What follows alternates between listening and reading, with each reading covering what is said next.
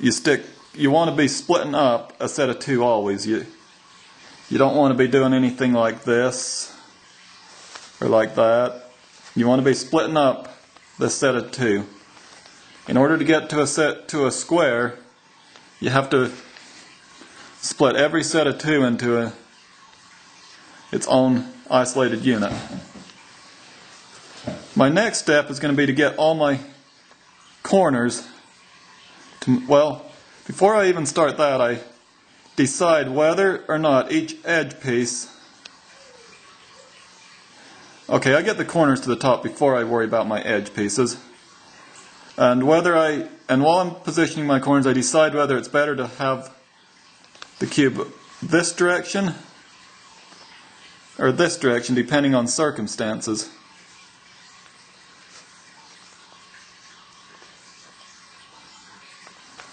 To try to get as many edges of the same color there as possible. Okay, those. Getting 3 is quite easy of one color. Then I need to watch where this one, when I turn it to the bottom, is going to land. So I set it up so that when this one is turned to the bottom, it will line up with this other corner.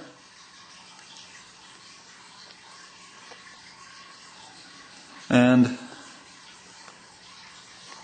looks like we'll do less damage this way. Bring it to the top. Now the next thing I do is just get my edges to the top. In order to make a trade, I need the two edges that are opposite color, I need them 180. I can't have them 90. And I'll show you what to do in a minute if you get down to 1. My trade sequence, we will trade this set of 2 with this set of 2. With my seam as it is right here, just look at where the seam is and count 1, 2. Those two pieces, we traded with those two pieces. So these two will stay as a group, these two will stay as a group. If I'd run my seam this other direction, then these two would be traded as a group, these two would be traded as a group, and I wouldn't get anywhere. These would still be 90 apart. So we're going to run this on this side of the seam. I will trade these two as a group, and these two as a group. Now my trade is a very simple move. I turn my 2 to the bottom, flip to the left. That way I can split them up, turn it to the right, and now this swaps them. Turn it back to the left, bring them back together, turn it back to the right, and bring it to the top. That has those opposite. These are already opposite. Now my trade sequence leaves whatever is opposite on the opposite layer. So that once I get things opposite on one layer, I can go to the other, get them opposite, and ready for the trade. Now to bring 2 from the bottom to in position for the top, I simply take a flip, either position, it doesn't matter whether I started out in this position or this position, either one will work. I just make a turn on my right side, then I go to the opposite position and turn it back. And that brought the 2 from the bottom to the top. Okay, I will go off camera and force the situation with 1. Okay, what we have here is we have one edge, but we need 2 things to bring to the top.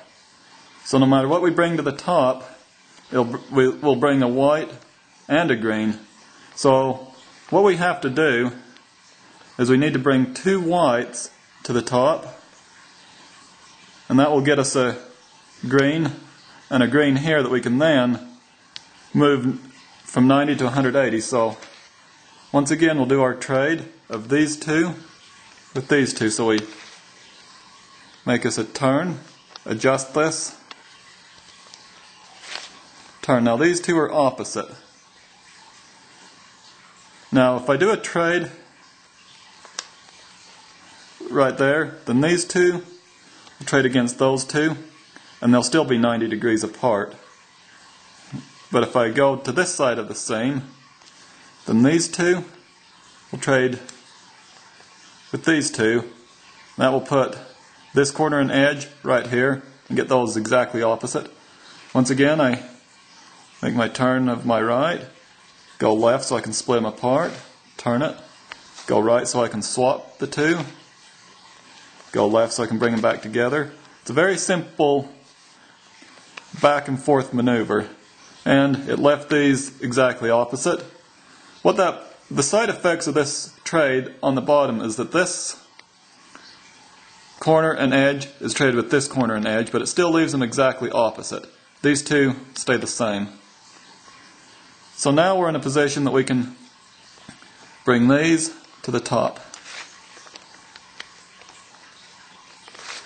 Once they're all at a top, I do a survey to see whether I want my edge to be paired up with my left corner or my right corner. But once I make my decision, I have to stick with it the rest of the way. So what I do is I look for anything that's already paired up. I see nothing on that side. This one is an orange, but I can go either direction. So the vote is tied there. So in this case, sometimes nothing will be paired up, but sometimes you'll have two paired up one direction and none paired up the other way, or two on one. And so whichever way has the most, you just choose that. So I will choose the left. So whatever corner I have here, the left side needs to pair up. So that means from now on, I'm never going to run at this direction except to do a swap. So in all my trades of pieces here and here, make sure I do not split up my edge with my left. I've made the decision at this point that I'm going to keep my edges paired up with my left. So now we're going to go swapping pieces into position. In our trades, we usually only get one piece in position at a time. So in the trade, one stays bad, one gets put in place. So in the back here, we have yellow. It can go where this red is, so we will just do the trade.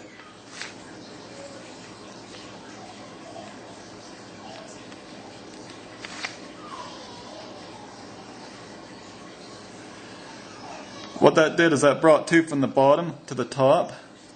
So then we turn our bottom 180 and do our swap again, and that will complete our trade. Now it's not uncommon to have to swap edges to get a trade. Here we have a red. In fact, these two need to trade straight across.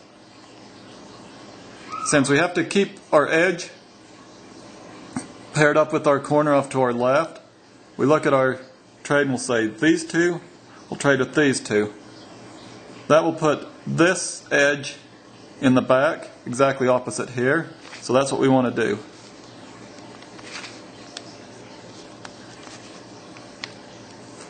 Again, go through our move sequence.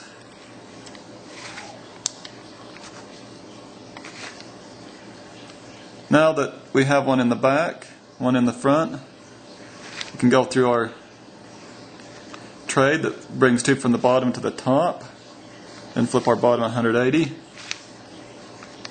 Do it again. Now that should complete all of these edge corner pairs. We've got an edge corner there, got an edge corner there,